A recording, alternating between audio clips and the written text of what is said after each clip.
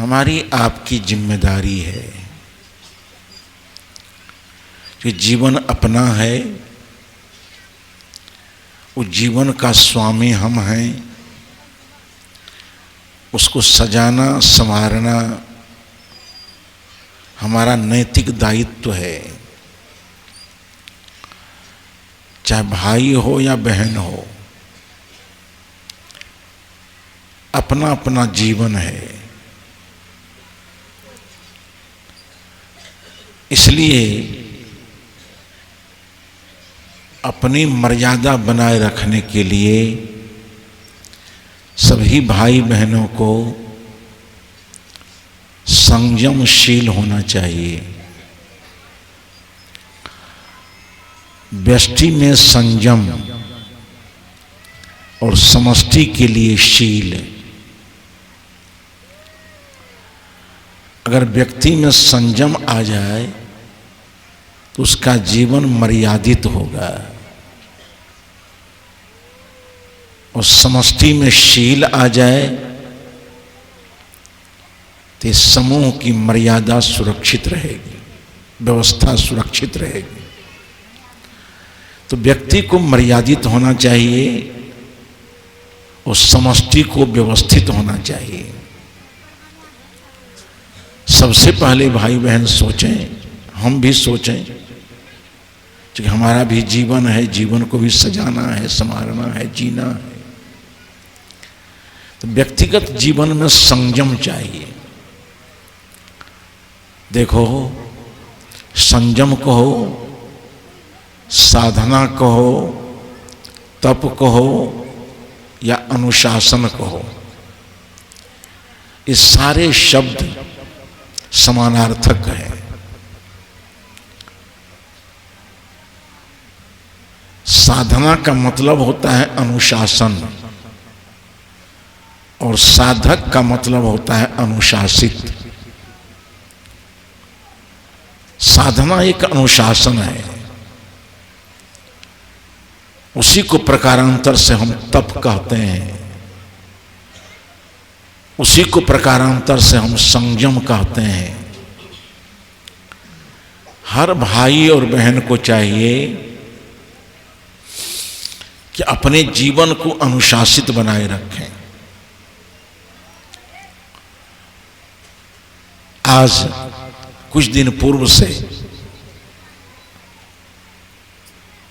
एक वाक्य जहां तहां दीवार में लिखा हुआ दिखाई पड़ता है कि अनुशासन ही देश को महान बनाता है।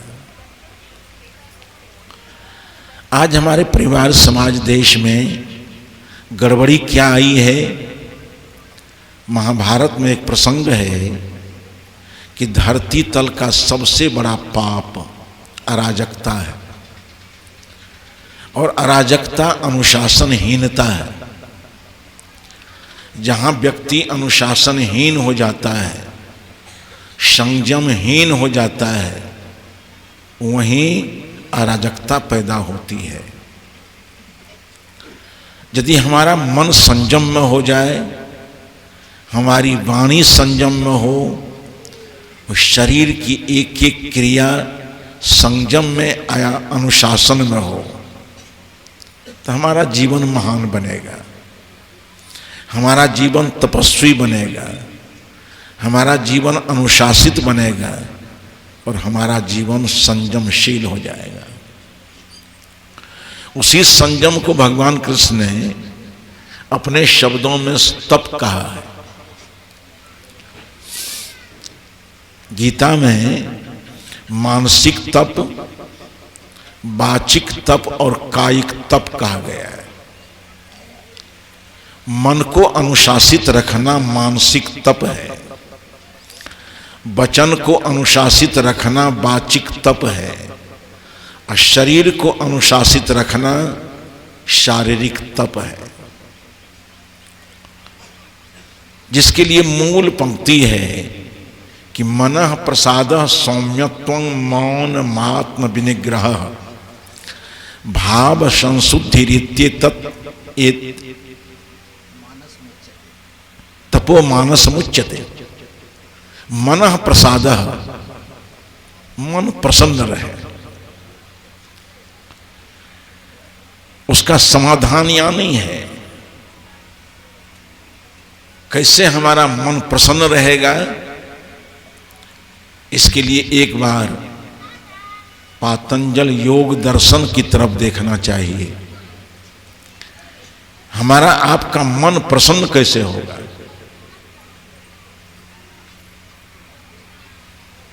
पतंजलि ने कहा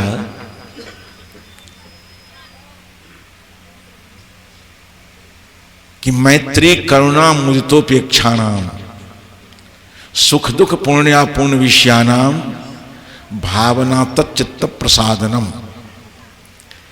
4 सूत्र पतंजलि ने दिए कि मैत्री, करुणा, मुदिता और उपेक्षा। मैत्री कहां? सुख में। और करुणा कहां? तो दुख में। प्रसन्नता कहां? तो सज्जनता में। और उपेक्षा कहां? तो पाप में। ये 4 सूत्र को हम आत्मसात करें तो हमारा चित्त, हमारा मन प्रसन्न रहेगा।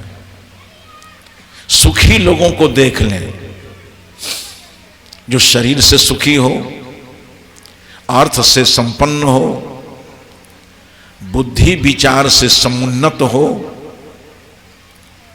उसके साथ मैत्री का हाथ बढ़ाएं।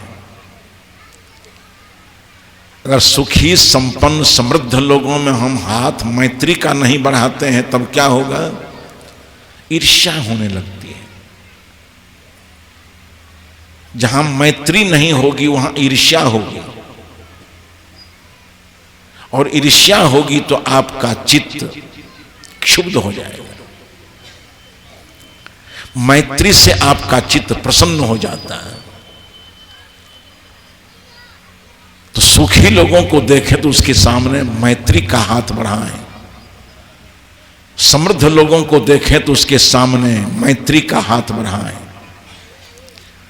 बुद्धि से, ज्ञान से समुन्नत लोगों को देखें तो वहां मैत्री का हाथ बढ़ाएं। अगर मैत्री का हाथ नहीं बढ़ता है तो वहां ईर्ष्या की भावना होगी। आज सफल लोगों को देख करके मन में ईर्ष्या हो जाती है, समुन्नत लोगों को देख करके ईर्ष्या हो जाती है। स्वामी विवेकानंद जी अमेरिका गए थे 1893 में। तो उनके ज्ञान से, विचार से शिकागो के विश्व धर्म सम्मेलन में उनके प्रवचन हुए। तो प्रवचन पंडाल ही उनके प्रवचन को सुन करके ताली के गड़गड़ाहट से भर गया। धीरे धीरे अमेरिका में उनकी ख्याति बढ़ने लगी।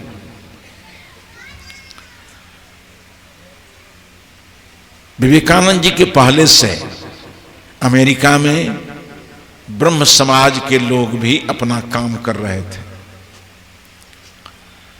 उन लोगों को पता चला कि भारत से एक विवेकानंद नाम का आदमी आया है। अमेरिका में उसकी ख्याति बहुत बढ़ती चली जा रही है। उन नासमझ लोगों ने यह नहीं सोचा कि हम तो अकेले काम कर रहे थे और आज ऐसा प्रतिभावान युवा सन्यासी विवेकानंद अमेरिका में आया, इसके साथ हम हाथ मिलाएं और दोनों भारतीय मिल करके अपना काम करें तो बड़ा जोर पकड़ेगा। सो नहीं हुआ, ईर्ष्या हो गई। अब जो निमंत्रण दे स्वामी विवेकानंद जी को, निमंत्रण करने वाले लोगों के पास जाकर कह दे वो कि किसको निमंत्रण दे रहे हो। भारत में इसकी कोई मर्यादा नहीं है, भारत में इसकी कोई पूछ नहीं है।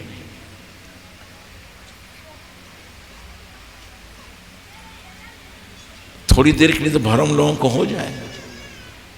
जब तक उसकी सच्चाई को, वास्तविकता को नहीं समझेगा तो कुछ क्षण के लिए भ्रम आदमी को हो जाता है।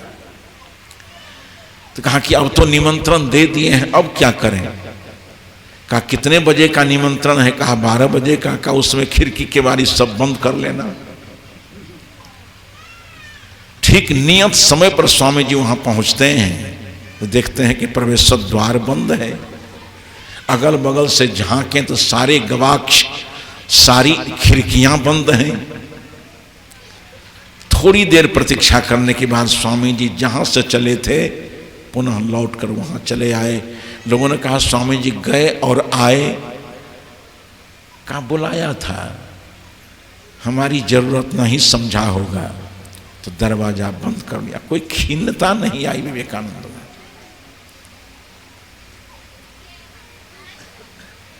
इसलिए गीताकार ने कहा है कि शीतोष्ण सुख दुखेषु तथा मानापमानयो। सुख में, दुख में, मान में, सम्मान में, अपमान में जो धीर पुरुष है बराबर रहता है। धीरे धीरे विवेकानंद जी का व्यक्तित्व छिपा नहीं रहा। जब उनका व्यक्तित्व बिल्कुल फैल गया अमेरिका में, तब ब्रह्म समाज वाले की बहकावे का भाव समझा वहां के लोगों ने कि इसकी सोच में वास्तविकता नहीं है, केवल ईर्ष्या है। परिणाम गलत हो गए। अमेरिका के लोगों ने कहा कि भारत में जिस विवेकानंद की पूछ नहीं है उसकी पूछ अमेरिका में होगी। जिस भारत का आदमी विवेकानंद को नहीं अपना सका, आज अमेरिका का आदमी स्वामी विवेकानंद जी को अपनाएगा। अब तुम लोग अपना बोरिया बस्तर बांधो यहां से। जो अपने स्वदेशी की मर्यादा की रक्षा नहीं चाहता है तो हमारी रक्षा क्या करेगा। तुम अपने घर के भाई के उत्कर्ष से ईर्ष्या करते हो। चाहिए था तुमको उनके साथ मैत्री करना, मिल करके काम करना।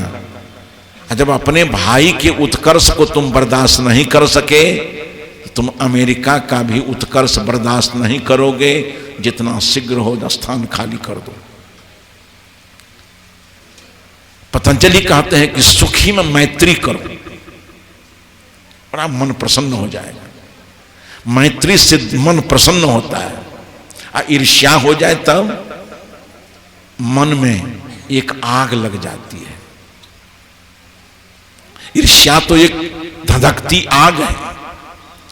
आज समाज में बहुत से लोग ईर्ष्या की अग्नि में जलते हैं। किसी की अच्छाई को देखा तो उसको मालूम पड़ता है त्याही बुखार लग जाता है। तो मैत्री की जगह पर ईर्ष्या होती है। पतंजलि कहते हैं किसी से ईर्ष्या न करो, मैत्री करो। ईर्ष्या से तुम्हारा मन मलिन हो जाएगा, धूमिल हो जाएगा, क्षुब्ध हो जाएगा, और मैत्री से तुम्हारा मन प्रसन्न हो जाएगा। सबके साथ मैत्री भावना में जिए। ईर्ष्या तो किसी से करनी नहीं चाहिए। अपने दुश्मन से भी ईर्ष्या न करो। मेरे कार्यक्रम एक जगह हो रहे थे, एक महात्मा थे वहां, उनको बड़ी ईर्ष्या हो गई।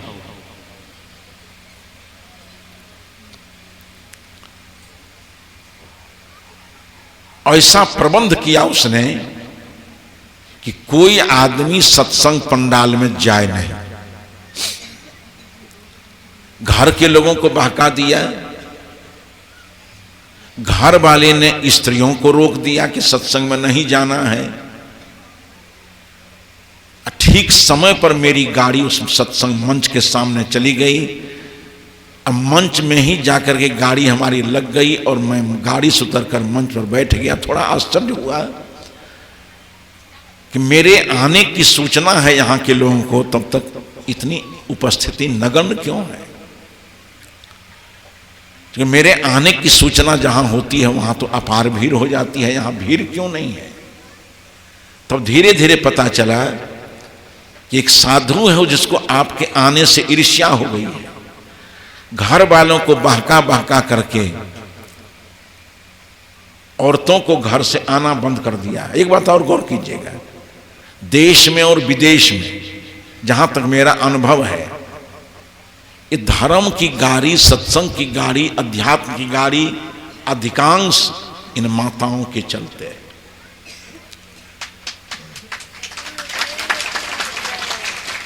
माताओं के मन में जो सत्संग के प्रति अभिरुचि है, लगन है, बहुत जगह मैंने आश्रम में देखा है। बचपन में 10 वर्ष की अवस्था में साधु जीवन में आया, उस समय देखता कि आश्रम चलता है, 2-4-10 संत हैं वहां, नियमित भोजन ठीक ढंग से करते हैं, जलपान करते हैं।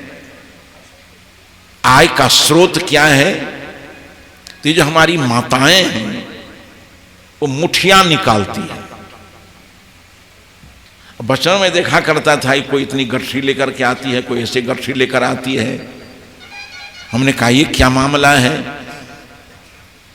तो माताओं ने कहा कि हम शाम को खौलता हुआ पानी में चावल डालते हैं, उसमें से हमारा प्रत्येक दिन का नियम है कि मुठियां निकालते हैं। 1 मुट्ठी शाम को, 1 मुट्ठी सुबह को, 2 मुट्ठी चावल हम निकाल कर बाहर कर देते हैं, सत्संग के लिए, आश्रम के लिए, आगत अतिथि के लिए और संत गुरुजनों के लिए। अब 2 मुट्ठी रोज, अब 30 दिन में 30 दुना 60 मुट्ठी चावल रोज। हमको उस मुठिया पर विशेष विश्वास है। ये माताएं हमारी मुठिया को संभाल ले तो सत्संग भवन को बनने में देर नहीं लगेगी।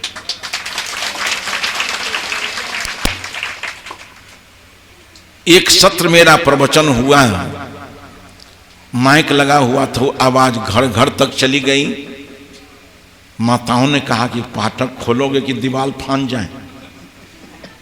अद्भुत हो गए। जैसे सन 98 में कोसी की बाढ़ आई थी, उस तरह से माताओं ने आवाज लगाई कि फाटक खोलो कि हम दीवार फाने जाओ।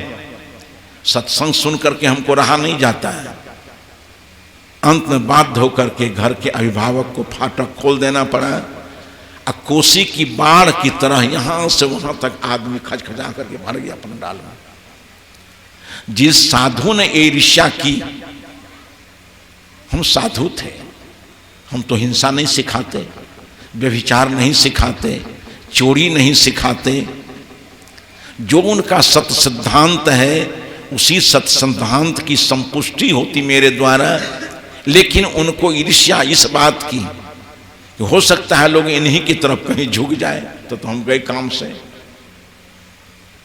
जब सारे लोगों ने, भाई बहनों ने पंडाल में आकर के भर दिया अपनी उपस्थिति से, तो साधु मर्माहत होकर के हमारा पैर पकड़ लिया कि बाबा माफ कर दीजिएगा, हमसे कुछ भूल हो गई है। हम कहा देखो, कबीर पंथ भी रहेगा, हम चाहे रहें चाहे मर जाएं। हमारे से बहुत से लोग आए चले गए, कबीर पंथ है। तुम भी मर जाओगे फिर भी संत मत रहेगा। तो संत मत रहेगा ही, कबीर मत रहेगा ही। आई मत को लेकर के, पंथ को लेकर के तुम एक दूसरे से ईर्ष्या करते हो, तो मत पंथ रह जाएगा। इस मत पंथ के अधीन तुम्हारी जो ईर्ष्या है, उस ईर्ष्या तो तुमको नरक में ले जाकर छोड़ देगी। इसलिए ईर्ष्या मत करो, मैत्री करो, हाथ में हाथ मिलाओ। तो सुखी लोगों में मैत्री, और दुखी में करुणा। करुणा नहीं हो तब क्या आता है? करुणा के अभाव में अहंकार आता है। किसी कमजोर आदमी को देखो और उस पर आपकी करुणा नहीं उतर जाए, इसको जरा हम सहारा दें। अगर करुणा नहीं आई तो अहंकार आएगा, और अहंकार आएगा तो आपका जीवन डूब जाएगा। करुणा आपके जीवन को ऊपर उठाती है और अहंकार आपके जीवन को मझधार में डुबा देता है। अहंकार से आपका मन बोझिल हो जाएगा और करुणा से आपका मन हल्का हो जाएगा। एक दिन हम करीब 40-50 वर्ष पहले की बात है, अनुभव किया मैंने, अपने व्यवहार को देखा और शास्त्र को देखा, दोनों का तुलनात्मक विश्लेषण किया। मैं पटना से आया, एक अपर इंडिया एक्सप्रेस आती थी दिल्ली से, 7:30 बजे लगभग हम गाड़ी से उतरे फतुहा स्टेशन पर, और उसमें हम बहुत तेज चलते थे। शरीर भी बहुत सबल था, अब तो शरीर निर्बल होता जा रहा है, अब कुछ करने की स्थिति में भी शरीर नहीं है। इसलिए हम ये माला जो दिए हैं, ये माला नहीं दिए हैं प्रिय अजय जी को, अपने जीवन का दायित्व, अपने जीवन का भार इनको हम सौंप दिए हैं कि बेटा अब संभालना, इस जीवन से विशेष आशा मत करो। उस समय मेरा शरीर सबल था। स्टेशन से उतर करके मैं चला तो सबसे आगे मैं हो गया, सारे लोग पीछे हो गए। तो उनके पैरों की लड़खड़ाहट देख करके हमारे हृदय में करुणा आनी चाहिए। तो हमको तो अहंकार आ गया कि इतने लोगों को पीछे करके हम आगे जा रहे हैं, हमारी तो बांह खिलने लगी एकदम। मैंने अनुभव किया कि अहंकार आने से मन बोझिल हो जाता है, और करुणा आ जाए तो मन बिल्कुल हल्का हो जाता है। अहंकार में नहीं जीना चाहिए, करुणा में जीना चाहिए। पतंजलि ने कहा कि मैत्री में, सुख में मैत्री और दुख में करुणा। जिस विवेकानंद की चर्चा हमने की अभी, विवेकानंद ने देश की व्यवस्था को बिल्कुल मर्यादित करने के लिए कहा कि प्राचीन ऋषि का नमन करो।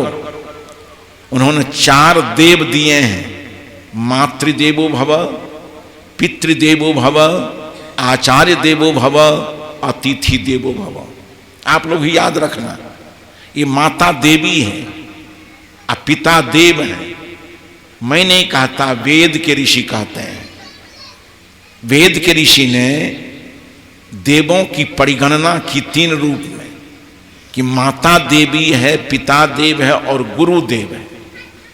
ये मिट्टी पत्थर देव देवी नहीं होते कुछ, मातृदेव, पितृदेव, गुरुदेव। अब वेद का अनुशासन को आत्मसात करके चलने वाले शील निधान मर्यादा पुरुषोत्तम राम की दिनचर्या देखो तो प्रातः काल उठकर रघुनाथ, आगे कहो। वेद का अनुशासन है कि मातृदेव है, पितृदेव है, गुरुदेव है। राम की दिनचर्या में वेद का अनुशासन उतरता है कि प्रातः काल उठकर रघुनाथ, मातु पिता गुरु ना वही माता। और अतिथि, उसको भी सर्वदेवमय कहा गया है। विवेकानंद ने कहा कि उन ऋषियों का अभिवादन कर जिसने 4 देव हमको दिए, मातृदेव, पितृदेव, गुरुदेव, अतिथि देव। मेरे देश के लोगों, 2 देव मैं और बढ़ा देना चाहता हूं, अब खड़देव होगा, इस पर ध्यान देना आप लोग।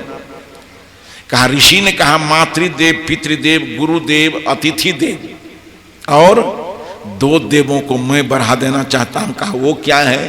कहा मूर्खो देवो भव और दरिद्रो देवो भव। समाज में जो मूर्ख है वो विद्वानों के लिए देव है। समाज में जो दरिद्र लोग हैं, अभावग्रस्त लोग हैं, वो धनिकों के लिए देव है। और जस देवता तस चाहिए पूजा। जितने हमारे समाज में विद्वान हो, मूर्खों पर दया करो ना, उसके ऊपर करुणा उतारो ना। अब प्रयास करो कि अपने ज्ञान के सहयोग से इसको हम ऊपर उठाएंगे, अपने ज्ञान से इसको हम ज्ञानवान बनाएंगे, अपनी विद्वत्ता से इसको हम साक्षर बनाएंगे। तो विद्वान लोग मूर्ख को अपना देव माने और धनवान लोग दरिद्र को अपना देव माने, धन का सहयोग दे करके उसको ऊपर उठाने का प्रयास करें। विवेकानंद ने कहा। तो मैंने कहा कि मनः प्रसादः, मन हमारा प्रसन्न हो, उसका समाधान महर्षि पतंजलि करते हैं कि जब मैत्री भाव होगा ना तो मन प्रसन्न रहेगा।